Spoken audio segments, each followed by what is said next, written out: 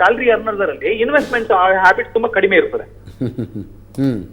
So ಅಂತವರು ಹೊಸ scheme ಅನ್ನ ತಗೋಬಹುದು. ಹೊಸ ಸ್ಕೀಮ್ ಅಲ್ಲಿ 7,75,000 ತನಕ ₹1 ಟ್ಯಾಕ್ಸ್ ಕಟ್ಟಬೇಕಾಗಿಲ್ಲ.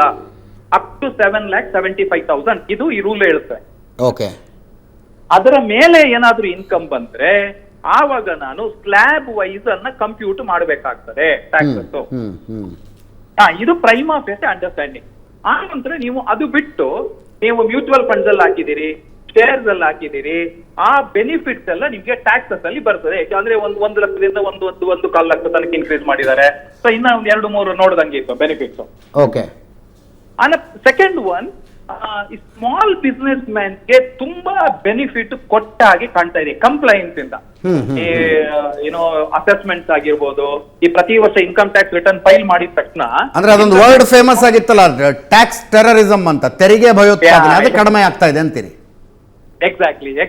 ಓಕೆ. ಸೊ ಅದನ್ನು ಆದ್ರೆ ಈ ವರ್ಷ ಏನ್ ಮಾಡಿದ್ರು, ಲಾಸ್ಟ್ ಇಯರ್ ಬಜೆಟ್ ಅಲ್ಲಿ ಓಲ್ಡ್ ಸ್ಕೀಮ್ ಅನ್ನ ಡಿಸ್ಕಂಟಿನ್ಯೂ ಮಾಡ್ತೀನಿ ಅಂತ ಅಂದಿದ್ದಾರೆ. ಇವಾಗ ಅದನ್ನ ಎಕ್ಸ್ಟೆನ್ಷನ್ ಗೆ ಕೊಟ್ಟಿದ್ದಾರೆ. ಓಕೆ. ನೀವು ಯಾವ್ದನ್ನು ಚೂಸ್ ಮಾಡ್ಕೋಬಹುದು, ಓಲ್ಡ್ನು ಚೂಸ್ ಮಾಡ್ಕೋಬಹುದು, ನ್ಯೂವನ್ನು ಚೂಸ್ ಮಾಡ್ಕೋಬಹುದು. ಆದ್ರೆ ಹೊಸ ಎಂಪ್ಲಾಯ್ಮೆಂಟ್ ಯಾರ್ಯಾರು ಮಾಡ್ತಾರೋ ಅವರಿಗೆ 7.5 ಲಕ್ಷದ ತನಕ ಯಾವ್ದಾದ್ರು ಇನ್ಕಮ್ ಇದ್ರೆ ಸೇವಿಂಗ್ಸ್ ಏನು ಇರೋದಿಲ್ಲ. ಫಸ್ಟ್ ಟೈಮ್ ಟ್ಯಾಕ್ಸ್ ಪೇಯರ್ಸ್ಗೆ ಹೌಸಿಂಗ್ ಲೋನ್ ಇರೋದಿಲ್ಲ. ಆ ನಂತರ ಇನ್ವೆಸ್ಟ್ಮೆಂಟ್ಸ್ ಕಡಿಮೆ ಇರ್ತದೆ. ಅಂತವರಿಗೆ new scheme of taxation is beneficial. ಈಗ ನಾನು ಮೊದಲಿಂದಲೂ ಇನ್ಕಮ್ ಟ್ಯಾಕ್ಸ್ ರಿಟರ್ನ್ ಮಾಡ್ತಾ ಇದ್ದೀನಿ, ಒಂದು 5-6 ವರ್ಷದ ಇನ್ಕಮ್ ಟ್ಯಾಕ್ಸ್ ರಿಟರ್ನ್ ಮಾಡಿರ್ತೀನಿ. ನನ್ನ ಹತ್ರ ಲೋನ್ಸ್ ಇರ್ತದೆ, ಆ ನಂತರ ಹೌಸಿಂಗ್ ಲೋನ್ಸ್ ಇರ್ತದೆ, ಇನ್ವೆಸ್ಟ್ಮೆಂಟ್ಸ್ ಇರ್ತದೆ, PF ಇರ್ತದೆ. ಸೊ ಇದೆಲ್ಲ ಬೆನಿಫಿಟ್ ಅನ್ನ ನಾನು ಹಳೆ ಸ್ಕೀಮ್ ಅಲ್ಲಿ ತಗೋಬಹುದು.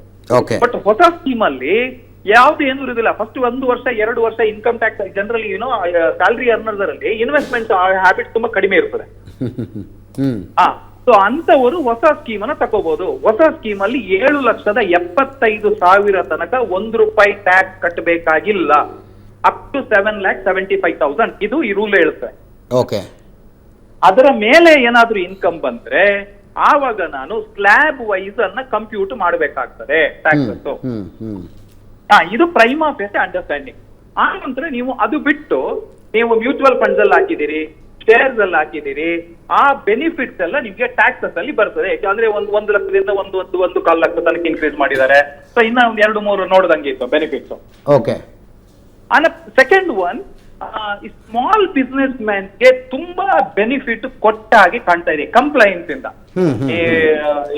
ಅಸೆಸ್ಮೆಂಟ್ಸ್ ಆಗಿರ್ಬೋದು, ಈ ಪ್ರತಿ ವರ್ಷ ಇನ್ಕಮ್ ಟ್ಯಾಕ್ಸ್ ರಿಟರ್ನ್ ಫೈಲ್ ಮಾಡಿದ ತಕ್ಷಣ, ಅಂದ್ರೆ ಅದೊಂದು ವರ್ಡ್ ಫೇಮಸ್ ಆಗಿತ್ತಲ್ಲ, ಟ್ಯಾಕ್ಸ್ ಟೆರರಿಸಂ ಅಂತ, ತೆರಿಗೆ ಭಯೋತ್ಪಾದನೆ, ಅದು ಕಡಿಮೆ ಆಗ್ತಾ ಇದೆ ಅಂತೀರಿ? ಎಕ್ಸಾಕ್ಟ್ಲಿ. ಓಕೆ. ಸೊ ಅದನ್ನು ಈ ಸಣ್ಣ ಪುಟ್ಟ ಬಿಸ್ನೆಸ್ ಮ್ಯಾನ್ಗೆ, maybe non organised structure, ಅವರಿಗೂ ಕಡಿಮೆ ಮಾಡದಂಗಿದೆ, ಸ್ವಲ್ಪ ಚೇಂಜ್ ಮಾಡಿದಾಗಿದೆ. ಇನ್ಕಮ್ ಟ್ಯಾಕ್ಸ್ ಅಲ್ಲಿ ಒಂದು ಪ್ರಾವಿಷನ್ ಇದೆ, ಸೆಕ್ಷನ್ 44AD ಅನ್ನುವಂತ ಒಂದು ಪ್ರಾವಿಷನ್ ಇದೆ. ನೀವು ಸೋಲ್ ಪ್ರೊಪ್ರೈಟರ್ ಆಗ್ಬಿಟ್ರೆ ಅಥವಾ ಪಾರ್ಟ್ನರ್ಶಿಪ್ ಇದ್ರೆ ಹತ್ರ ನೀವು ಏನ್ ಇನ್ಕಮ್ ಇದೆಯೋ ನಿಮ್ಮ ಹತ್ರ ಅಪ್ ಟು 2 crores ತನಕ ನಿಮ್ಮ ಟೋಟಲ್ ರಿಸೀಟ್ಸ್ ಮೇಲೆ ನೀವು 8% ಅನ್ನ ಮಾತ್ರ ಇನ್ಕಮ್ ಅಂತ ಡಿಕ್ಲೇರ್ ಮಾಡಬಹುದು. ಇದು ತುಂಬಾ ಜನ ಗೊತ್ತಿರೋದಿಲ್ಲ. ಕೋಟಿ ನಿಮ್ಮ ಹತ್ರ ರಿಸೀಟ್ ಬಂದಿದ್ರೆ ನೀವು ಬರೀ 8% ಅಥವಾ 6%, ಬರೀ ಚೆಕ್ ಅಲ್ಲಿ ಬಂದಿದ್ರೆ 6%, ಕ್ಯಾಶ್ ಅಲ್ಲಿ ಬಂದಿದ್ರೆ 8% ಅಂತ ಡಿಕ್ಲೇರ್ ಮಾಡಿದ್ರೆ ಅದು ಇನ್ಕಮ್ ಆಗ್ತದೆ ನಿಮ್ದು. 1 ಕೋಟಿ ಅದ್ರ ಮೇಲೆ 8% ಅಂದ್ರೆ 8 ಲಕ್ಷ ರೂಪಾಯಿ ನಿಮ್ದು ಇನ್ಕಮ್. 1 ಕೋಟಿ ನಿಮ್ಗೆ ಕ್ರೆಡಿಟ್ ಬಂದಿರ್ತದೆ. ಬರೀ 8 ಲಕ್ಷ ಇನ್ಕಮ್ ತೋರಿಸಿ ಅದ್ರ ಮೇಲೆ ಟ್ಯಾಕ್ಸ್ ಕಟ್ಟಿ ಅಂತ. ಇದ್ದವನು 8 ಲಕ್ಷದ ಮೇಲೆ ಫಾರ್ ಎಕ್ಸಾಂಪಲ್ 8% ತೋರಿಸಿ 8 ಲಕ್ಷ ಇನ್ಕಮ್ ಡಿಕ್ಲೇರ್ ಮಾಡ್ಕೊಂಡ್ರೆ ಅವನು ಹೊಸ ರಿಜಿಮ್ ಅಲ್ಲಿ ಟ್ಯಾಕ್ಸ್ ಕಟ್ಟೋದು ಬರೀ ಉಳಿದ ಅಮೌಂಟ್ ಗೆ ಮಾತ್ರ. Got it. ಇದು ಸಣ್ಣ ಪುಟ್ಟ ವ್ಯಾಪಾರಿಗಳಿಗೆ ತುಂಬಾ ಅನುಕೂಲ. ಅಂದ್ರೆ 50 ಲಕ್ಷ ತನಕ ಅಸೆಸ್ಮೆಂಟ್ ಅದು ಕಿರಿಕಿರಿನೇ ಇರೋದಿಲ್ಲ. ಈ ಇನ್ಕಮ್ ಟ್ಯಾಕ್ಸ್ ಡಿಪಾರ್ಟ್ಮೆಂಟ್ ಹೋಗಿ ಸಬ್ಮಿಷನ್ ಮಾಡಬೇಕು. ಆನಂತರ ಫೇಸ್ಲೆಸ್ ಅಸೆಸ್ಮೆಂಟ್ ಇರೋದ್ರಿಂದ ಇನ್ಕಮ್ ಟ್ಯಾಕ್ಸ್ ಆಫೀಸರ್ ನ ಮೀಟ್ ಮಾಡೋದಿಲ್ಲ. ಸೊ ಬೇರೆ ಎಲ್ಲೋ ಕಡೆಯಿಂದ ಇವರಿಗೆ ಅಸೆಸ್ಮೆಂಟ್ ಬರ್ತದೆ, ಆರ್ಡರ್ಸ್ ಬರ್ತದೆ, ಆಟೋ ಜನರೇಟೆಡ್ ನೋಟಿಸ್ ಬರ್ತದೆ. ಇದೆಲ್ಲ ಇಶ್ಯೂಸ್ ತಪ್ಪಿ ಹೋಗುತ್ತೆ ಅನ್ನುವಂಥದ್ದು ಬಜೆಟ್ ಅಲ್ಲಿ ಕಾಣ್ತದೆ. Yes, thank you so much Gourish ಅವರೇ, ಏಷ್ಯಾನೆಟ್ ಸುವರ್ಣ ನ್ಯೂಸ್ ಜೊತೆ ಮಾತನಾಡಿದ್ದಕ್ಕೆ. ಕಾಂಗ್ರೆಸ್ನಿಂದ ಭವ್ಯ ನರಸಿಂಹಮೂರ್ತಿ ಅವರು ಕೂಡ ನಮ್ಮನ್ನು ಜಾಯ್ನ್ ಆಗಿದ್ದಾರೆ. ಭವ್ಯ ಅವರ ಕಾರ್ಯಕ್ರಮಕ್ಕೆ ಸ್ವಾಗತ.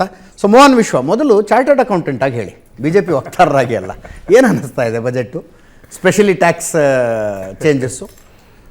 ಇಲ್ಲ ಅಜಿತ್, ಸ್ಪೆಸಿಫಿಕ್ಕಾಗಿ ಟ್ಯಾಕ್ಸ್ ಚೇಂಜಸ್ ಬಗ್ಗೆನೇ ಹೇಳಬೇಕು ಅಂತಾದರೆ 2014 24 10 ಇಯರ್ಸಲ್ಲಿ ದೊಡ್ಡ ರಿಫಾರ್ಮ್ಸ್ ಆಗಿದೆ. ಇನ್ಕಮ್ ಟ್ಯಾಕ್ಸೇ ತೊಗೊಂಡ್ರೆ ನಿಮಗೆ 2.25 ಲಕ್ಷದವರೆಗೂ ಅಷ್ಟೇ ಎಕ್ಸಮ್ಷನ್ ಇದೆ 2014 2.25 ಲಕ್ಷ ಕ್ರಾಸ್ ಆದರೆ ಟ್ಯಾಕ್ಸ್ ಕಟ್ಟಬೇಕಾಗಿತ್ತು. ವೆರಸ್ ಲಾಸ್ಟ್ ಇಯರ್ 2023ಗೆ ಅದು ಈಗ ಗೌರೀಶ್ ಅವ್ರು ಹೇಳ್ದಂಗೆ 7 ಲಕ್ಷದವರೆಗೂ ಹೊಟ್ಟೋಯ್ತು ಅದು. ಸೊ 2.25 ಲಕ್ಷದಿಂದ 7 ಲಕ್ಷ ಅಂದರೆ ಆಲ್ಮೋಸ್ಟ್ ನಿಮಗೆ 3.5 ಟೈಮ್ಸ್ ಎಕ್ಸಮ್ಷನ್ ಲಿಮಿಟ್ ಜಾಸ್ತಿ ಆಯಿತು. ಸೊ ಬೇಸಿಕಲಿ ಆ ಮಟ್ಟದ ಒಂದು ದೊಡ್ಡ ಚೇಂಜಸ್ ಲಾಸ್ಟ್ 10 ಇಯರ್ಸ್ನಲ್ಲಿ ಆಗಿದೆ. ಸ್ಪೆಸಿಫಿಕ್ ಆಗಿ ಇವತ್ತು ಕೊಟ್ಟಿರೋ ಪ್ರಪೋಸಲ್ ಬಗ್ಗೆ ಹೇಳಬೇಕು ಅಂದರೆ ಇಂಡಿವಿಜುವಲ್ಸ್ಗೆ, ಹಳೆ ಸ್ಕೀಮ್ನಲ್ಲಿ ನಿಮಗೆ 2ನೇ ಸ್ಲ್ಯಾಬಲ್ಲಿ 3 to 6 lakhsವರೆಗೂ 5% ಇತ್ತು. ಇವತ್ತು ಅದು ಮೇಡಮ್ನ 3 to 7 lakhs ತೊಗೊಂಡೋಗ್ಯಾರೆ, ಅಂದರೆ 1 lakhs ತೊಗೊಂಡೋಗಿ ಅದನ್ನು 5% ಕಡಿಮೆ ಮಾಡಿದ್ದಾರೆ. ಮತ್ತು 6 to 9 lakhs 10% ಇತ್ತು, ಈಗ ಅದು 7 to ಐ ಥಿಂಕ್ 10 lakhs ಅನ್ಸುತ್ತೆ. ಸೊ ಅದನ್ನು 10% ತಂದಿದ್ದಾರೆ. ಸೊ ಈ ರೀತಿ ಸ್ಲ್ಯಾಬ್ ಚೇಂಜಸ್ ಮಾಡಿಬಿಟ್ಟು ಅವ್ರು ಹೇಳ್ದಂಗೆ ಒಂದು ವರ್ಷಕ್ಕೆ 17,500 18 ಸಾವಿರ ಉಳಿತಾಯ ಆಗುತ್ತೆ ಅಂತ ಹೇಳಿದ್ದಾರೆ ಅವರು ಬಡ್ಜೆಟ್ನಲ್ಲಿ. ಇದು ಒಂದು ಮೇಜರ್ ಚೇಂಜಸ್ ಇವತ್ತು ಇಂಡಿವಿಜುವಲ್ಸ್ ನೋಡಿರುವಂಥದ್ದು. ಇದು ಬಿಟ್ಟು ನಿಮಗೆ ಬೇರೆ ಹೇಳಬೇಕು ಅಂತ ಹೇಳಿದ್ರೆ, ಅವ್ರು ಆಗಲೇ ಹೇಳ್ದಂಗೆ ನ್ಯೂ ಟ್ಯಾಕ್ಸ್ ರೆಜಿಮ್ ಬಂದಾಗ ಕೆಲವರೆಲ್ಲ ಸ್ವಲ್ಪ ಕನ್ಫ್ಯೂಷನ್ ಇತ್ತು, ಏನು ಮಾಡೋದು ಏನು ಎತ್ತ ಅಂತ ಹೇಳಿ. ಆದರೆ ಕಳೆದ 1 ವರ್ಷಗಳಿಂದ ನಾನೊಬ್ಬ ಟ್ಯಾಕ್ಸ್ ಪ್ರಾಕ್ಟೀಷನರ್ ಆಗಿ ನಾನು ನೋಡಿದಿರೋದು, ನೀವು ನ್ಯೂ ಟ್ಯಾಕ್ಸ್ ರೆಜಿಮ್ನಲ್ಲೇ ಬಹಳಷ್ಟು ಬೆನಿಫಿಟ್ ಇದೆ. ಸೊ ಇವತ್ತು ಅವ್ರು ಹೇಳಿರೋ ಬಜೆಟ್ ಓದ್ಬೇಕಾದ್ರೆ more than 2/3 have opted for new tax regime ಅಂತ ಹೇಳ್ಬಿಟ್ಟು 2/3 ಪೀಪಲ್ ಪ್ರತಿ 3 ಜನ ತೆರಿಗೆದಾರರಲ್ಲಿ 2 ಹೊಸ ತೆರಿಗೆ ಪದ್ಧತಿಗೆ ಹೋಗಿದ್ದಾರೆ. ಎಕ್ಸಾಕ್ಟ್ಲಿ. ಸೊ ಅದರ ಸ್ವಲ್ಪ ಉದ್ದೇಶನ ನೋಡಿದ್ರೆ ಏನಕ್ಕೆ ನ್ಯೂ ಟ್ಯಾಕ್ಸ್ ರೆಜಿಮ್ ತಂದ್ರು ಅಂತ ಹೇಳಿದ್ರೆ, basically 2 ways of thinking. Old tax regime ನಿಮಗೆ will promote more of savings. ನೀವು ಸೇವಿಂಗ್ಸ್ ಮಾಡಿ ಡಿಡಕ್ಷನ್ ತಗೊಳ್ಳಿ, ಆಗ ಟ್ಯಾಕ್ಸ್ ಕಡಿಮೆ ಮಾಡಿ ಅಂತ. ದೇಶ ಉಳ್ಕೊಂಡಿರೋದೇ ಸೇವಿಂಗ್ಸ್ ಮೇಲೆ. ಅಲ್ಲ, ನಾ ಹೇಳೋದು ಆ ಸೇವಿಂಗ್ಸ್ ಅನ್ನೋದಿತ್ತಲ್ಲ ಅಜಿತ್, ಬಿಯಾಂಡ್ ದಟ್ ಆಲ್ಸೋ ನಾವು ಸ್ವಲ್ಪ ಎಕ್ಸ್ಪ್ಯಾಂಡ್ ಆಗ್ಬೇಕು, ಡೆವಲಪ್ ಆಗಬೇಕು ಅಂತ ಹೇಳಿದ್ರೆ ಜನಗಳು ಡೈರೆಕ್ಟ್ ಆಗಿ ಇನ್ವೆಸ್ಟ್ ಮಾಡ್ಲಿಕ್ಕೆ ಶುರು ಮಾಡಬೇಕು. ಸೊ ನಿಮಗೆ ಸೇವಿಂಗ್ಸ್ ಮಾಡ್ಲಿಕ್ಕೆ ಇಷ್ಟ ಇಲ್ಲ ಅಂತ ಹೇಳಿದ್ರೆ ನ್ಯೂ ಟ್ಯಾಕ್ಸ್ ರೆಜಿಮಿಗೆ ಬನ್ನಿ, ಆಗ ಸ್ಪೆಂಡ್ ಮಾಡಕ್ಕೆ ಶುರು ಮಾಡಿ. ನೀವು ಸ್ಪೆಂಡಿಂಗ್ ಎಕಾನಮಿ ಆಗುತ್ತೆ. ಸ್ಪೆಂಡಿಂಗ್ ಜಾಸ್ತಿ ಆದಷ್ಟು ನಿಮಗೆ ಕನ್ಸಂಪ್ಷನ್ ಜಾಸ್ತಿ ಆಗುತ್ತೆ. ಕನ್ಸಂಪ್ಷನ್ ಜಾಸ್ತಿ ಆದಷ್ಟು ಪ್ರೊಡಕ್ಷನ್ ಜಾಸ್ತಿ ಆಗುತ್ತೆ. ಪ್ರೊಡಕ್ಷನ್ ಜಾಸ್ತಿ ಆದಷ್ಟು GDP ಜಾಸ್ತಿ ಆಗುತ್ತೆ. ಸೊ ಈ ರೀತಿ ಅಭಿವೃದ್ಧಿ ಆಗುತ್ತೆ. ಸೊ ಅದನ್ನು ಮನಸ್ಸಲ್ಲಿ ಇಟ್ಕೊಂಡು ನ್ಯೂ ಟ್ಯಾಕ್ಸ್ ರೆಜಿಮ್ನ ಲಾಸ್ಟ್ ಟೈಮ್ ತಂದಿದ್ದು, ಅದು ಸಕ್ಸಸ್ ಆಗಿದೆ ಇವತ್ತು. ಸೊ ಟ್ಯಾಕ್ಸ್ ರೇಟು ಕಡಿಮೆ ಇದೆ, ಜನಗಳಿಗೆ ದುಡ್ಡು ಉಳಿತಾ ಇದೆ, ಆ ಹಣನ ಸ್ಪೆಂಡಿಂಗ್ ಮಾಡ್ತಾ ಇದ್ದಾರೆ. ಸೊ ಈ ರೀತಿ ರೋಲ್ ಆಗಿ ಹಣ ಬರ್ತಾ ಇದೆ. ಇದರ ಜೊತೆಗೆ ಮತ್ತೆ ಕೆಲವೊಂದು ಒಳ್ಳೊಳ್ಳೆ ರಿಫಾರ್ಮ್ಸ್ನ ಹೇಳಿದ್ರು, ಎಸ್ಪೆಷಲಿ ಕಸ್ಟಮ್ ಡ್ಯೂಟಿನಲ್ಲಿ ಹೇಳಬೇಕು ಅಂತ ಹೇಳಿದ್ರೆ, ಕ್ಯಾನ್ಸರ್ ಸ್ಪೆಸಿಫಿಕ್ ಮೆಡಿಸಿನ್ಸ್, 3 ಮೆಡಿಸಿನ್ಗಳಿಗೆ ಕಸ್ಟಮ್ ಡ್ಯೂಟಿ ಇಲ್ಲ. ಸ್ಟ್ರೇಟ್ ಅವೇ ಎಕ್ಸಂಪ್ಷನ್ ಕೊಟ್ಟು ಇಂಡಸ್ಟ್ರಿಯಿಂದ ಕೆಲವು ಹಾಸ್ಪಿಟಲ್ಸ್ ಇಂದ ಕೆಲವು ಸ್ಪೆಸಿಫಿಕ್ ಪೇಷಂಟ್ಸ್ ಇಂದ ರಿಕ್ವೆಸ್ಟ್ಗಳಿತ್ತು ಇನ್ಫ್ಯಾಕ್ಟ್. ಸೊ ಎಕ್ಸಂಪ್ಷನ್ ಕೊಟ್ಟು ನಿಮಗೆ ಅಲ್ಲೊಂದು ಒಂದು ದೊಡ್ಡ ಭಾರವನ್ನ ಇಳಿಸಿದ್ದಾರೆ. ಅದ್ರ ಜೊತೆಗೆ ಆಮೇಲೆ ಇನ್ನೊಂದು, ಅದು ಕೇಳಲಿಕ್ಕೆ ಸ್ವಲ್ಪ ಸಣ್ಣದಾಗ್ಬೋದು, ಈ ಎಕ್ಸ್ಪೋರ್ಟ್ ಆಫ್ ಫಿಶರೀಸ್ ಇದೆಯಲ್ಲ, ಅದು 60,000 ಕೋಟಿಗೆ ತಲುಪಿದೆ ಭಾರತದಿಂದ ಅಂತ ಮೇಡಮ್ ಹೇಳ್ತಾ ಇದ್ರು. ಎಸ್ಪೆಷಲಿ ಲೈಕ್ ಇವಾಗ ಮಂಗಳೂರು ಆಗ್ಬೋದು, ಕೇರಳ ಆಗ್ಬೋದು, ಎಲ್ಲಿಂದ ಆದ್ರೂ ಆಗ್ಬೋದು ಅಂತ ಹೇಳಿ. ಸೊ ಅದನ್ನ ಪ್ರಮೋಟ್ ಮಾಡ್ಲಿಕ್ಕೆ ಏನ್ ಮಾಡಿದ್ದಾರೆ ಅಂದ್ರೆ, ನಿಮಗೆ ಆ ಶ್ರಿಂಪು ಫಿಶಸ್ನೆಲ್ಲ ನೀವು ಅದನ್ನ ಪ್ರೊಡ್ಯೂಸ್ ಮಾಡ್ಬೇಕಾದ್ರೆ ನಿಮಗೆ ಅದಕ್ಕೆ ಬೇಕಾಗಿರೋ ರಾ ಮೆಟೀರಿಯಲ್ಸ್ ಕೆಲವನ್ನ ಇಂಪೋರ್ಟ್ ಮಾಡ್ಕೋಬೇಕಿತ್ತು ನಾವು, ಸ್ಪೆಷಲಿ ಆಹಾರ ಅಂತ ಹೇಳಿ. ಎಕ್ಸಾಕ್ಟ್ಲಿ, ಫಿಶ್ ಫುಡ್ ಇದೆ, ಅದು ಬಹಳ ಇಂಪಾರ್ಟೆಂಟ್ ಇತ್ತು.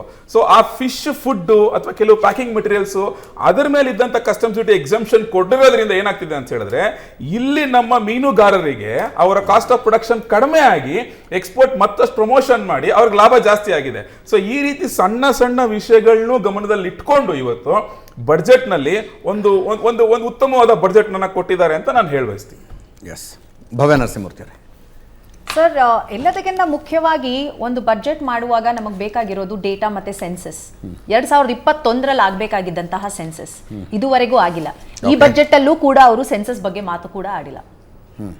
ಯಾವುದೇ ಒಂದು ಬಜೆಟ್ ಒಂದು ಸೋಶಿಯೋ ಎಕನಾಮಿಕ್ ಸ್ಟೇಟಸ್ ಒಂದು ದೇಶದೇನಿದೆ, ಪಾಪ್ಯುಲೇಷನ್ ಯಾವ ರೀತಿ ಇದೆ, ಯಾವ ರಾಜ್ಯದಲ್ಲಿ ಎಷ್ಟೆಷ್ಟು ಇನ್ಕ್ರೀಸ್ ಆಗಿದೆ, ಇದು ಬಹಳ ಮುಖ್ಯ. It's very disappointing. ಟ್ಯಾಕ್ಸ್ ಬಗ್ಗೆ ಹೇಳಬೇಕಂದ್ರೆ ಒಂದು ಅಪ್ರಿಷಿಯೇಟಿವ್ ಥಿಂಗ್ ಏನಂದ್ರೆ, ಏಂಜಲ್ ಟ್ಯಾಕ್ಸ್ ನ ತೆಗ್ದಾಕಿದ್ದಾರೆ. MSME ಮೇಲೆ ಇನ್ವೆಸ್ಟ್ ಮಾಡುವವರಿಗೆ ಅದು ಒಂದು ಸ್ವಲ್ಪ ಇನ್ಸೆಂಟಿವೈಸ್ ಮಾಡುತ್ತೆ. ನಮ್ಮ ಕಾಂಗ್ರೆಸ್ ಪಕ್ಷ ಕೂಡ ನಮ್ಮ ಮ್ಯಾನಿಫೆಸ್ಟೋಗೆ ಹಾಕಿದ್ವಿ, ಅದನ್ನ ಅವರೇನು ಸ್ಪಂದಿಸಿದ್ದಾರೆ. V appreciate that. ಅದರ್ವೈಸ್ ನಮ್ಮ ಪ್ರಕಾರ ಫಸ್ಟ್ ಸೆನ್ಸಸ್ ಆಗಬೇಕು, ದೇಶದ ಸೆನ್ಸಸ್ ಪ್ರತಿ 10 ವರ್ಷಕ್ಕೆ ರೆಗ್ಯುಲರ್ ಆಗಿ ಆಗ್ತಾ ಇತ್ತು. 2021ರಲ್ಲಿ ಆಗೇ ಇಲ್ಲ. ನರೇಂದ್ರ ಮೋದಿ ಅವರು ಬಂದಾಗಿಂದ ಕೊರೋನಾ ಕಾರಣಕ್ಕೆ ಪೋಸ್ಟ್ಪೋನ್ ಆಗಿದ್ದು, ನಂತರ ಈ ವರ್ಷ ಅಟ್ಲೀಸ್ಟ್ ಹಾಕ್ಬೋದಿತ್ತು. ಅವರು ಸೆನ್ಸಸ್ ಮಾಡ್ತೀವಿ 4 ವರ್ಷ ಆಗೋಯ್ತು. ಯಾಕಂದ್ರೆ ಒಂದು ಬಡ್ಜೆಟ್ ಮಾಡ್ಬೇಕಂದ್ರೆ ಬೇಕಾಗಿರೋದಲ್ವಾ, ಸರಿಯಾಗಿ ಸೋಶಿಯೋ ಎಕನಾಮಿಕ್ ಸ್ಟೇಟಸ್ ನಮ್ಮ ದೇಶದ ಗೊತ್ತಾಗೋವರೆಗೂ ಹೇಗೆ ಇವರು ಬಜೆಟ್ ಮಾಡೋದಕ್ಕೂ ಸಾಧ್ಯ. ಬಜೆಟ್ ನಲ್ಲಿ ಹೇಳದೇ ಇರುವುದನ್ನು ಘೋಷಿಸದೇ ಇರುವುದರ ಬಗ್ಗೆ ಮಾತಾಡ್ತಿದ್ರು. ಘೋಷಿಸಿರುವುದರ ಬಗ್ಗೆ ಅಂದ್ರೆ ಯಾವ ಟಾಪಿಕ್ ಸರ್ ಇದು? This is appreciative. ಏನು ಸ್ವಲ್ಪ ಸ್ಲ್ಯಾಬ್ಸ್ ಇಳಿಸಿದ್ದಾರೆ, ಇದ್ ಮಾಡಿದ್ದಾರೆ, ದಟ್ಸ್ ಫೈನ್. ಅದರ್ವೈಸ್ ಮೋಹನ್ ವಿಶ್ವ ಅವ್ರು ಹೇಳಿದ್ರು ಮುಂಚೆ ನಿಮ್ಮ ಸರ್ಕಾರ ಇದ್ದಾಗ 2.5 ಲಕ್ಷ ವಾರ್ಷಿಕ ಗಳಿಸೋರು ಎಲ್ಲರೂ ಟ್ಯಾಕ್ಸ್ ಕಟ್ಟಬೇಕಾಗಿತ್ತು, ನಾವು ಅದನ್ನ 7.5 ಲಕ್ಷ ತನಕ ಟ್ಯಾಕ್ಸ್ ಕಟ್ಟಬೇಕಾಗಿಲ್ಲ ಅನ್ನೋ ಲೆವೆಲ್ಗೆ ತಗೊಂಡೋಗಿ 10 ವರ್ಷ ಆಗಿದೆ ಸರ್. ಮೋಹನ್ ವಿಶ್ವ ಅವ್ರು ಹೇಳೋದ್ ನೋಡಿದ್ರೆ, ನಾನು ಹೇಳ್ಬೇಕಂದ್ರೆ ನಿನ್ನೆ ಎಕನಾಮಿಕ್ ಸರ್ವೆ, ಅವ್ರ ಪರ್ಫಾರ್ಮೆನ್ಸ್ ಬಗ್ಗೆನೇ ಮಾತಾಡ್ಬೇಕಂದ್ರೆ ನಿನ್ನೆ ಎಕನಾಮಿಕ್ ಸರ್ವೆ ನೋಡಿದ್ರೆ ನಿಮಗೆ ಗೊತ್ತಾಗುತ್ತೆ. ಅವರ ಇದ್ರ ಪ್ರಕಾರನೇ 51% ಅಷ್ಟೇ ಗ್ರಾಜುಯೇಟ್ಸ್ ಇವತ್ತು ಎಂಪ್ಲಾಯಬಲ್. ಅವರ ಪ್ರಕಾರ ಇವತ್ತಿರುವಂತಹ ಅನ್ಎಂಪ್ಲಾಯ್ಮೆಂಟ್ ವರ್ಷಕ್ಕೆ 80 ಲಕ್ಷ ಉದ್ಯೋಗವನ್ನ ಸೃಷ್ಟಿ ಮಾಡಿದ್ರೆ ಇನ್ನ 20 ವರ್ಷಕ್ಕೆ ನಮ್ಮ ದೇಶದಲ್ಲಿರುವಂತಹ ಯುವ ಜನತೆ ಎಂಪ್ಲಾಯ್ಡ್ ಆಗ್ತಾರೆ. ಇನ್ಫ್ಲೇಷನ್ ಬಗ್ಗೆ ಮಾತಾಡಿದ್ರೆ ಎಕನಾಮಿಕ್ ಸರ್ವೆಲಿ ನಿನ್ನೆ ನಾನು ಎಕನಾಮಿಕ್ ಸರ್ವೆ ಪ್ರಕಾರನೇ ಹೇಳ್ತಾ ಇದ್ದೀನಿ, ಫುಡ್ ಇನ್ಫ್ಲೇಷನ್ ಹೋದ ವರ್ಷ 6.6 ಇತ್ತು, ಇವತ್ತು 7.5 ಆಗಿದೆ. ಬೆಲೆ ಏರಿಕೆ ನೋಡಿ ಯಾವ ರೀತಿ, ಅದು ಸೀರಿಯಲ್ಸ್, ವೆಜಿಟೇಬಲ್ಸ್, ಸ್ಪೈಸಸ್ ಇದೆಲ್ಲ ನೋಡ್ತಾ ಹೋದ್ರೆ ಒಂದೊಂದಕ್ಕೊಂದೊಂದಿದೆ. ನಾನು ಆವರೇಜ್ ಹೇಳಿದೆ. ಮತ್ತೊಂದು ವಿಚಾರ ಹೇಳ್ಬೇಕಂದ್ರೆ ಅನ್ಎಂಪ್ಲಾಯ್ಮೆಂಟ್ ಹೇಳಿದೆ. ಚೈನಾ ಇಂಪೋರ್ಟ್, ಇವರು ಏನು ಇದ್ರ ಬಗ್ಗೆ ಮಾತಾಡಿದ್ರು, ಪರ್ಫಾರ್ಮೆನ್ಸ್ ಬಗ್ಗೆ 11% ಇದ್ದಂತಹ ಇಂಪೋರ್ಟ್ಸ್ ಚೈನಾ ಇಂದ 16% ಆಗಿದೆ. ಡಂಪಿಂಗ್ ಜಾಸ್ತಿ ಆಗಿದೆ. ಯಾಕೆ ಇವಾಗ ಹೇಳಿ? MSMEಗಳ ಗತಿ ಏನಾಗುತ್ತೆ? ಚೈನಾ ಮಾಡುವಂತಹ ಪ್ರಾಡಕ್ಟ್ಸ್ ಎಲ್ಲ ನಮ್ಮ MSMEಗಳು ಮಾಡುವಂತಹ ಪ್ರಾಡಕ್ಟ್ಸ್. 16% ಚೈನಾ ಇಂದ ಇಂಪೋರ್ಟ್ ಜಾಸ್ತಿ ಆಗಿದೆ ಅಂದ್ರೆ ಡಂಪಿಂಗ್ ಜಾಸ್ತಿ ಆಗಿದೆ ಅಂತ ಅರ್ಥ. ಸುರೇಶ್ ಸಾಗರ್ ಅವರು ಇದ್ದಾರೆ, MSME ಸೆಕ್ಟರ್ನೇ ರಿಪ್ರೆಸೆಂಟ್ ಮಾಡ್ತಾ ಇದ್ದಾರೆ. ಏನಾಗಿದೆ ಅಂದರೆ ಮೇಡಮ್ ಅವ್ರು ಹೇಳಿದ್ದಕ್ಕೆ ಒಂದು ಉತ್ತರ ಇಲ್ಲಿದೆ, ಸ್ಕಿಲ್ ಡೆವಲಪ್ಮೆಂಟ್. ಇವತ್ತು ಸ್ಕಿಲ್ ಡೆವಲಪ್ಮೆಂಟ್ಗೆ 1,43,000 ಕೋಟಿ ಕೊಟ್ಟಿದ್ದಾರೆ. ಈ ಸ್ಕಿಲ್ ಡೆವಲಪ್ಮೆಂಟ್ ಏನಾಗುತ್ತೆ, ಎಲ್ಲ ಎಂಜಿನಿಯರ್ಸ್ ಆದ ಎಂಪ್ಲಾಯಬಿಲಿಟಿ ಅಂದ್ರೆ ಅವನು ನೌಕರಿಗೆ ಅರ್ಹತೆಯನ್ನು ಹೊಂದ್ಕೋಬೇಕು. ಇವತ್ತೇನಾಗುತ್ತೆ, ಅವರು ಅಲ್ಲಿ ಏನು ವಾಟ್ ಇಸ್ ಎಂಪ್ಲಾಯಬಿಲಿಟಿ ನಮ್ಮ ವೀಕ್ಷಕರಿಗೆ ಸಹಜವಾಗಿ ಹೇಳೋದಾದ್ರೆ, ಕಾಲೇಜಿಂದ ಹೊರಗೆ ಬರ್ತಾರೆ, ಅವ್ರ ಕೈಯಲ್ಲಿ ಡಿಗ್ರಿ ಇರುತ್ತೆ, ಕೆಲಸ ಮಾಡೋದಕ್ಕೆ ಬೇಕಾದಂತ ಕೌಶಲ್ಯ ಇರೋದಿಲ್ಲ, ಸ್ಕಿಲ್ ಇರೋದಿಲ್ಲ ಅವ್ರ ಹತ್ರ. ಆ ಕೌಶಲ್ಯಗಳನ್ನ ಅಭಿವೃದ್ಧಿ ಮಾಡ್ಲಿಕ್ಕೋಸ್ಕರನೇ ಇವತ್ತು 1,43,000 ಕೋಟಿಯನ್ನ ಸರ್ಕಾರ ಇನ್ವೆಸ್ಟ್ ಮಾಡ್ತಾ ಇದೆ. ಆದರೆ ಓನ್ಲಿ ಥಿಂಗ್ ಈಸ್ ಮೋಡಸ್ ಆಪರೆಂಡಿ, ಅದು ಯಾವ ಥರದಲ್ಲಿ ಉಪಯೋಗ ಮಾಡ್ತದೆ ಹೇಳ್ತಕ್ಕಂಥದ್ದು ಭಾಳ ತುಂಬ ಮುಖ್ಯ. ಯಾಕಂದ್ರೆ ಸ್ಕಿಲ್ ಡೆವಲಪ್ಮೆಂಟ್ ಈಗಾಗಲೇ 5 ವರ್ಷದಿಂದನೂ ನಾವು ಮಾತನಾಡ್ತಾ ಇದ್ದೇವೆ. ಆದರೆ ಇಲ್ಲಿ ಏನಾಗಿದೆ ಅಂದರೆ, ಒಬ್ಬನು ಎಂಪ್ಲಾಯಬಿಲಿಟಿ ಪಡ್ಕೋಬೇಕಿದ್ರೆ 2 ಥರ ಇದೆ. ಒಬ್ಬನು ಡಿಪ್ಲೊಮಾ ಮಾಡ್ತಾನೆ ಮೆಕ್ಯಾನಿಕಲ್ ಅಂದರೆ ಅವನಿಗೆ ಅಲ್ಲೇ ಆನ್ ದಿ ಸ್ಪಾಟ್ ಕೊಡ್ತಕ್ಕಂಥದ್ದು, ಅವನಿಗೆ ಅಲ್ಲೇ ಅದರಲ್ಲೇ ಕಲಿಯುವಿಕೆ ಮತ್ತು ಕಲಿಯುವಿಕೆ 2 ಒಟ್ಟಿಗೆ ಆಗಬೇಕು. ಅವನು ಅಲ್ಲಿ ಅದರಲ್ಲೇ ಕಲ್ತ್ರೆ ಅವನು ಹೊರಗಡೆ ಬಂದಮೇಲೆ ಬೇರೆ ಯಾವುದೋ ಮಾಲ್ಗಳಲ್ಲಿ ಹೋಗಿ ಸೇರ್ಕೊಳ್ಳೋದಾಗಲಿ ಮತ್ತು ಯಾವುದೋ ಓಲಾ ಸೇರ್ಕೊಳ್ಳೋದಾಗಲಿ ಅಂಥದ್ದು ಮಾಡೋದಿಲ್ಲ. ಅವನದೇ ಕ್ಷೇತ್ರದಲ್ಲಿ ಸೇವೆ ಸಲ್ಲಿಸ್ತಾನೆ. ಇದು ನೀವು ಎಕ್ಸಾಂಪಲ್, ನೀವು CPET ತೊಗೊಳ್ಳಿ, GTTC ತೊಗೊಳ್ಳಿ, ಅಲ್ಲಿ ಓದಿ ಬಂದಿರತಕ್ಕಂಥ ಏನು ಸ್ಟೂಡೆಂಟ್ಸ್ ಇದ್ದಾರೆ, ಅವರು ತಮ್ಮದೇ ಆಗಿರ್ತಕ್ಕಂಥ ಸ್ವಂತ ಶುರು ಮಾಡ್ತಾರೆ, ಅಥವಾ ಅವರು ಯಾವುದಾದ್ರೂ ಅದೇ ಥರವಾಗಿರ್ತಕ್ಕಂಥ ಇಂಡಸ್ಟ್ರಿಯಲ್ಲಿ ನೌಕರಿಗೆ ಹೋಗ್ತಾರೆ. ಅವರು ಬೇರೆ ಯಾವುದೋ ಮಾಲಿಗೆ ಹೋಗಿ ಸೇರ್ಕೊಳ್ಳೋ ಅಥವಾ ಮತ್ತಿನ್ನೇನೋ ಒಂದು ಅಂಗಡಿ ಅಂತ ಒಂದಿದೆ, ಮಾಲ್ಗೆ ಹೋಗಿ ಸೇರ್ಕೊಂಡ್ರೆ ಏನು ಕೆಟ್ಟದ್ದು ಅಂತಲ್ಲ. ಅದು ITI ನಲ್ಲಿ they have to do what they have learned ಅಷ್ಟೇ. ITI ಮತ್ತೆ ಸ್ಕಿಲ್ ಕರ್ನಾಟಕಕ್ಕೆ ಸೀಮಿತವಾಗಿ ಮಾತನಾಡೋದಾದ್ರೆ ಇವತ್ತು BA ಗಿಂತ BE ಜಾಸ್ತಿ ಇದೆ ಅಂದಾಗೆ. ಇವತ್ತು ನಮ್ಮ 4 ನಂಬರ್ ಆಫ್ ಕಾಲೇಜಸ್ BE ಇದೆ ಇಲ್ಲಿ. ಹಾಗಾಗಿ ಒಂದೇ ಒಂದು ದುರಂತ ಅಂದ್ರೆ ಇವತ್ತು ಮೆಕ್ಯಾನಿಕಲ್ ಡಿಪಾರ್ಟ್ಮೆಂಟ್ ಕ್ಲೋಸ್ ಆಗ್ತಾ ಇದೆ. Many colleges are closing down the mechanical department. ಯಾಕಂದ್ರೆ ಹುಡುಗರು ಬರ್ತಾ ಇಲ್ಲ ಅಂತ, ಇದು ಸ್ವಲ್ಪ ದುರಂತ ಅಂತ ನಾನು ಭಾವಿಸ್ತೇನೆ. ಯಾಕಂದ್ರೆ ಇವತ್ತು ನಾವು ಮೆಕ್ಯಾನಿಕಲ್ ಇಂಡಸ್ಟ್ರಿಗಳು, ಇಂಜಿನಿಯರಿಂಗ್ ಇಂಡಸ್ಟ್ರಿಗಳು ಬೇಕು ಅಂದರೆ ನಮಗೆ ಮೆಕ್ಯಾನಿಕಲ್ ಇಂಜಿನಿಯರ್ ಆಗಿರ್ತಕ್ಕಂಥ ಬೇಕೇ ಬೇಕು. ಅದು ಯಾಕೆ ಹೇಳ್ತಕ್ಕಂಥದ್ದನ್ನು ನಮ್ಮ ಸರ್ಕಾರ ಸ್ಟಡಿ ಮಾಡಬೇಕಾಗ್ತದೆ. ಹಾಗೆಯೇ ಇವತ್ತು ವುಮೆನ್ ಡೆವಲಪ್ಮೆಂಟಿಗೆ 3 ಲಕ್ಷ ಕೋಟಿಯನ್ನು ಇನ್ವೆಸ್ಟ್ ಮಾಡ್ತಾ ಇದ್ದಾರೆ. ಎಂಪವರ್ಮೆಂಟ್ ಆಫ್ ವುಮೆನ್ ಇರ್ಬೋದು, ಅಥವಾ ಅವರು ಸ್ಟಾರ್ಟ್ ಮಾಡ್ತಕ್ಕಂಥ ಸ್ಟಾರ್ಟಪ್ ಇರ್ಬೋದು, ಇಂಡಸ್ಟ್ರಿಗಳಿಗೆ ಸಬ್ಸಿಡಿ ಕೊಡ್ತಕ್ಕಂಥದ್ದು, ಇವೆಲ್ಲ ವುಮೆನ್ ಡೆವಲಪ್ಮೆಂಟಲ್ಲಿ ಬರ್ತದೆ. ಹಾಗೇನು ವುಮೆನ್ಗೆ ಇನ್ನೊಂದು ಖುಷಿ ಆಗಬೇಕು ಅಂದರೆ ಮಹಿಳೆಯರಿಗೆ ಇವತ್ತು ಬಂಗಾರ ಕಡಿಮೆ ಆಗ್ತದೆ ರೇಟ್. ಯಾಕಂದರೆ ಕಸ್ಟಮ್ಸ್ ಡ್ಯೂಟಿ ಕಡಿಮೆ ಆಗ್ತಾ ಇದೆ, ಬಂಗಾರ ಕಡಿಮೆ ಆಗ್ತದೆ. ಅದು ಒಂದು ಬೆಳ್ಳಿ, ಬಂಗಾರ, ಪ್ಲಾಟಿನಂ ಮೇಲಿನ ಕಸ್ಟಮ್ಸ್ ಡ್ಯೂಟಿ ಕಡಿಮೆ ಆಗ್ತಾ ಇದೆ. ಅದು ಅದರಿಂದ ನಮಗೆ ಇನ್ನೊಂದು ಅನುಕೂಲ ಏನಾಗ್ತಾ ಇದೆ ಅಂದರೆ, ನಾವು ಅದರಿಂದ ಇವತ್ತು ಎಕ್ಸಾಂಪಲ್ ನೀವು ಸೂರತ್ ತಗೊಳ್ಳಿ, ಗುಜರಾತಲ್ಲಿ, ಅಲ್ಲಿ ಎಲ್ಲ ಥರ ಆಭರಣಗಳನ್ನ ಆರ್ನಮೆಂಟ್ಸ್ ಮಾಡ್ತಾರೆ. ಆರ್ನಮೆಂಟ್ಸ್ ಮಾಡಿ ಪುನಃ ಎಕ್ಸ್ಪೋರ್ಟ್ ಮಾಡ್ತಾರೆ ಅದನ್ನು. ಅದು ಮಾಡ್ಲಿಕ್ಕೆ ಅವ್ರಿಗೆ ಏನಾಗುತ್ತೆ, cost of production comes down, ಯಾಕಂದ್ರೆ ಇಂಪೋರ್ಟ್ ಮಾಡ್ಕೊಂಡು. ಆಮೇಲೆ ಖುಷಿ ಆಗಬೇಕು ಅಂದ್ರೆ, ಇದು ನೀವು ರೆಡಿಮೇಡ್ ಒಡವೆ ತರಿಸ್ಕೊಂಡಾಗ ಕಡಿಮೆ ಆಗೋದಿಲ್ಲ. ಇಲ್ಲ, ಗೋಲ್ಡ್, ರಾ ಗೋಲ್ಡ್ ಬರಬೇಕು ಭಾರತದಲ್ಲಿ, ಅದು ಒಡವೆ ಆಗಬೇಕು ಸರ್. ಅದು ರಾ ಮೆಟೀರಿಯಲ್, ನಮಗೆ raw material for the producers. ಹೌದೌದು, ಅದು ಒಂದಾಯಿತು. ಎರಡನೇದಾಗಿ ಈ ಒಂದು ಗೋಲ್ಡ್ ಆಗಲಿ ಸಿಲ್ವರ್ ಆಗಲಿ ಯಾವುದೇ ಇರಲಿ, ಇವತ್ತು ಆ್ಯಂಟಿ ಡಂಪಿಂಗ್ ಡ್ಯೂಟಿ ಮೇಡಮ್ ಹೇಳ್ತಾ ಇದ್ರು. ಆ್ಯಂಟಿ ಡಂಪಿಂಗ್ ಡ್ಯೂಟಿಯಲ್ಲಿ ಏನಾಗ್ತದೆ ಅಂದರೆ, ಕೆಲವೊಂದು ಎಕ್ಸಾಂಪಲ್ ನೀವು ಸೋಲಾರ್ ಸೆಲ್ ತಗೊಳ್ಳಿ, ನೀವು ಆತ್ಮನಿರ್ಭರ್ ಇದೆ, ಹೌದು ಆತ್ಮನಿರ್ಭರ್ ಇದ್ರೂ ಕೂಡ ಕೆಲವೊಂದು ಐಟಮ್ಸ್ ಇನ್ನೂ ನಾವು ಇಂಪೋರ್ಟ್ ಮಾಡಿಕೊಂಡು ಫಿನಿಶ್ಡ್ ಪ್ರಾಡಕ್ಟ್ ಇಲ್ಲಿ ಮಾಡ್ತೇವೆ.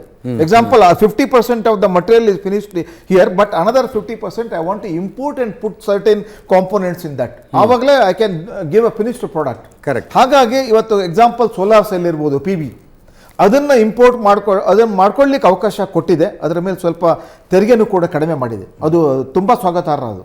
Okay. ಯಾಕಂದರೆ ಇವತ್ತು ಸೋಲಾರ್, ನಾವು ಇವತ್ತೇನು ಪರಿಸರದ ಬಗ್ಗೆ ಮಾತಾಡ್ತಾ ಇದ್ದೇವೆ, ಇವತ್ತು ಸೋಲಾರ್ ವೆಹಿಕಲ್ ಆಗ್ಬೋದು, ಸೋಲಾರ್ ಪವರ್ ಇರ್ಬೋದು, ಇದೆಲ್ಲದಕ್ಕೂ ಉತ್ತೇಜನ ಕೊಡ್ತಕ್ಕಂಥದ್ದು ಸರ್ಕಾರದ ಕರ್ತವ್ಯ, ಅದನ್ನು ಮಾಡ್ತಾ ಇದೆ.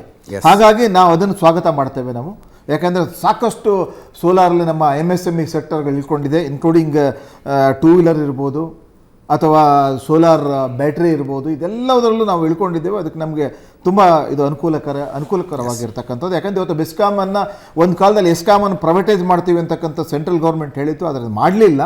ಆ ಎಸ್ಕಾಮ್ ಪ್ರೈವೇಟೈಸ್ ಆಗಿದ್ದಲ್ಲಿ ನಮ್ಗೆ ಸ್ವಲ್ಪ ಈ ಪವರ್ ಇಶ್ಯೂಸ್ಗಳು ಏನಿದೆ MSMEಗಳಿಗೆ ಅದು ಸಾರ್ಟ್ ಔಟ್ ಆಗ್ತದೆ ಹೇಳ್ತಕ್ಕಂಥದ್ದು ನನ್ನ ಆಶಯ. ಯಾಕಂದ್ರೆ ಇವತ್ತು ಎಲ್ಲ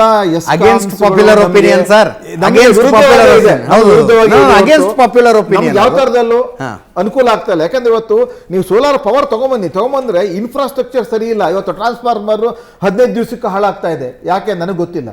ಮತ್ತೆ ಯಾವುದೋ ಒಂದು ಅಲ್ಲಿರ್ತಕ್ಕಂಥ ಒಂದು ಪೋಲ್ಸ್ ಇರ್ಬೋದು, ಯಾವುದೇ ಇರ್ಬೋದು, ಅದು ಹಾಳಾದರೆ ಅಲ್ಲಿಗೆ ನಿಮ್ಮ ಹತ್ರ ಪವರ್ ಇದೆ, but you are unable to supply ಡಿಸ್ಟ್ರಿಬ್ಯೂಷನಲ್ಲಿ ಪ್ರಾಬ್ಲಮ್ ಆಗ್ತಾ ಇದೆ. ಇದು ಎಲ್ಲದಕ್ಕೂ ಒಂದು ಕಾನೂನುಗಳು ಬೇಕು. ಅದಿಲ್ಲ ಅಂದರೆ ನಮಗೆ ನೀವು ಎಷ್ಟೇ ಪವರ್ ಪ್ರೊಡ್ಯೂಸ್ ಮಾಡಲಿ, ನೀವು ಸಪ್ಲೈ ಮಾಡಲಿಲ್ಲ, ಡಿಸ್ಟ್ರಿಬ್ಯೂಷನ್ ಮಾಡಲಿಲ್ಲ ಅಂದರೆ ನಮಗೆ ಯಾವ ಥರದಲ್ಲಿ ಅನುಕೂಲ ಆಗುತ್ತೆ ಹೇಳಿ.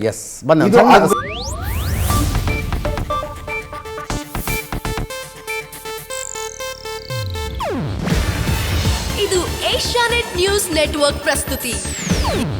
ನೀವು ನೋಡ್ತಿದ್ದೀರಾ ಏಷ್ಯಾನೆಟ್ ಸುವರ್ಣ ನ್ಯೂಸ್.